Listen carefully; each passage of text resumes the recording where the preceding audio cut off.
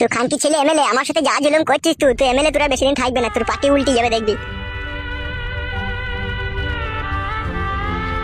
কি রে বাপ ফজকে, তুই কোথায় গেছিলি কোথায় রে? আর বলো না আব্বা, বিশাল ফাসাদে পড়ে গেছে। কেন রে, কি হয়েছে কি তোর? এমএলএ সাহেব আমাকে ডাক করেছিল। কেন, কিসের লেগে?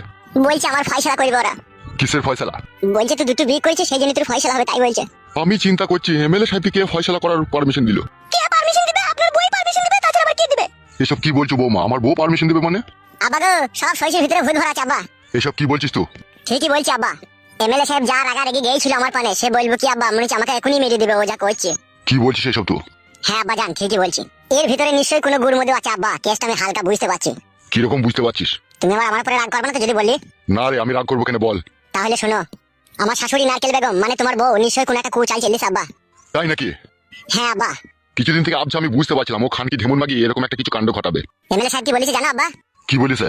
বলেছে তোর আব্বাকে, তোর ওই নতুন বউটাকে, তোর ওই শাশুড়িটাকে, তোর পুরনো বউকে এইখানে নিয়ে আনবি কালকে। ওখানে লিগে কি হবে? ফয়সালা হবে। কার ফয়সালা? কিসের ফয়সালা হবে? আমার ফয়সালা হবে, আমি দুটো বিয়ে করেছি সেই জন্য। এ কথা এমএলএ সাহেব বলেছে তোকে? হ্যাঁ। তাইলে একবার ভেবে দেখেছেন আব্বা কি করছে ওই ঢেমনটা? তাহলে পুরো বাড়িটাকে মাথায় করে তুলছে। সেইটাই তো গো বৌমা, এখন আমি কি করবো গো? আমাকেও তো মানছে না ও ঢেমন। আব্বা গো, মানে আমি তো কাটে গজালে লেগে যাবো আব্বা যদি আমার ফয়সালা করে এমএলএ সাহেব। তুই এক কাজ কর। হ্যাঁ আব্বা বলো। এমএলএ সাহেব যখন নিশ্চয়ই বলেছে তোর ফয়সালা করবে, সে নিশ্চয়ই তোর ফয়সালা করবে। হ্যাঁ তা তো করবে, ও যা রেগে গিয়েছে। তোকে একটা কাজ করতে হবে। বলো। ফয়সালা করার সময় তুই একটাই কথা বলবি খাটিয়ে যে আমি আমার দুটো বউকে নিবো। কি বললাম আমি, বুঝতে পেরেছিস তো? হ্যাঁ আব্বা বুঝতে পেরেছি, ফয়সালা করার সময় আমি একটাই কথা বলবো, আমি আমার দুটো বউকে নেবো। হ্যাঁ বাস, তুই শুধু একটাই কথা বলবি, আর কিচ্ছু বলার দরকার নাই। তারপর কি হয় না হয় আমি দেখছি। বেশ ঠিক আছে আব্বা, তাই হবে। তোরা দুজনে বাড়ি যা, তারপর আমি দেখছি আমি কি করতে পারি। ঠিক আছে আব্বা যান। যা, বৌমাকে নিয়ে বাড়ি যা।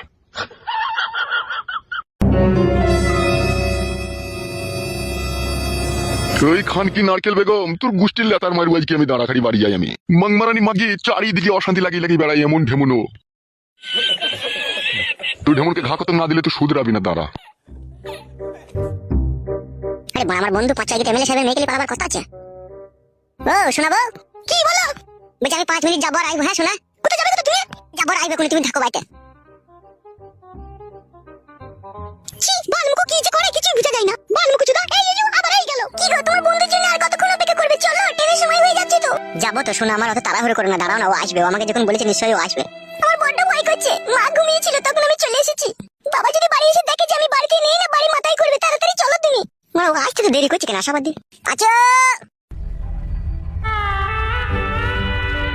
একবারে রেডি হয়ে গেছি বন্ধু?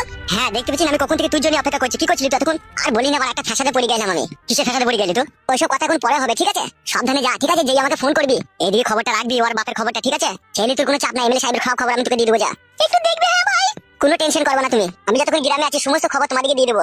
তোমার বাবা এমএলএ সাহেব কোথায় গেছে, কি করছে না করছে, সব খবর তোমরা পেয়ে যাবো আমার কাছ থেকে। আমার মনে খুব ভয় করছে জানিস তো ওর বাবাকে নিয়ে। দূর খেপাচুদা।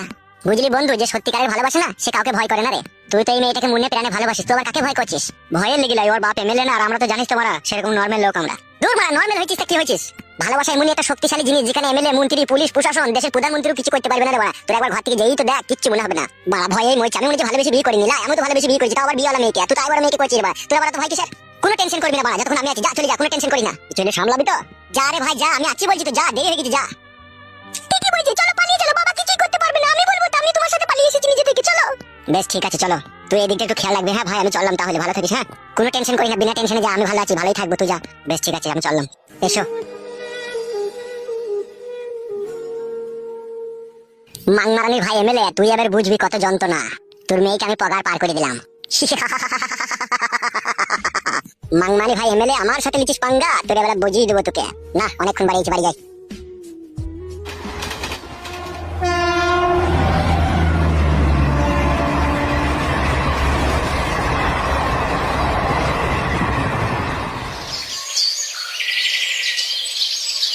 এলো এই চাপাগুদি মহিলা, তুই এমএলএ সাহেবের সাথে কি করতে গেলি? দেখা করতে? খবরদার ভাষা খারাপ করবে না বলে দিলাম তোমাকে আমি। তোমাকে কিসের জন্য যাবিল তার কাছে, আমাকে না জিজ্ঞেস করিয়ে? বেশ করেছি গেছি। হ্যাঁ গো বাবা, তুমি এরকম করছো তাহলে ওকে শাসন করতে হবে না নাকি? তাহলে মেরে দাও ছেলেটাকে, তাহলে সবারই ভালো হবে। মারবো কেন? সে ফাটা ঘুরবে নাকি? একটু টাইট দেবো। মাংমারানিদের বংশটা শুধু খারাপ, নাইলে এরকম করে? দাদা এই কিলাচুদা, খবরদার বংশ তুলে কথা বলবি না। তুই কি দেখেছিস নাকি আমাদের বংশ ভালো না খারাপ? খারাপ বলি তো পাটিয়াটি করি বেড়াচ্ছিস। পাটিয়াটিতে কারা যায়? কারা যায়? হ্যাঁ কারা যায়? কারা যাবে? তোর মতো নোংরা মেয়ে যাবে। আমি নোংরা? এই কিলাচুদা, এ বুড়িচুদা, আমি নোংরা? নোংরা বলি তো ঘরের মান সম্মান ইজ্জত পরের হাতে তুলে দিচ্ছিস তুই। ও তাহলে তোর বেটাকে তুই কিছু বলবি না? আমার বেটা তোর কে হয়? তোরও তো জামাই হইলো। তুই তো জামাইটাকে বাণিজ্য জলে ভাসিয়ে দিচ্ছিল, পরের হাতে ফেলে দিচ্ছিস, অপমান খাওয়ার লিগে। আবার গান মারাচ্ছিস তুই। ও গায়ে মারানির বেটা, তা তোর বেটা আমার মেয়ের কাছে শুবে না তোর মেয়ে যে হামাল দিস্তা পাকান ওই জন্য আমার বেটা ভয় করছে